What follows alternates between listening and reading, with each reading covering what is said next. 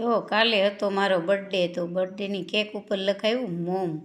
તમે કહેજો કે બર્થડે ઉજવાય કે ન ઉજવાય. મને તો ઉજવવો ગમે નહીં, પણ આ બધાએ સરપ્રાઈઝ કરીને જો કેક લાવ્યા હતા ને બધાએ પછી લાવ્યા એનું માન રાખીને આપણે કેક કટિંગ કરી નાખ્યું. મને ભાવે નહીં, પણ તોય બધાનું માન રાખવા માટે મેં ગળિયા એ ઉતાર્યા છે. આવું કંઈક છે. અને શેરીમાં બાલગોપાલ હતા તો એને પણ આપણે બોલાવ્યા હતા. તો જો એ બધાએ મારા ગાલ બગાડ્યા અને બહુ ખૂબ એન્જોય કરી. એ બધાને મસ્તી માટે મેં પછી કેક કાઢી હતી આપણે.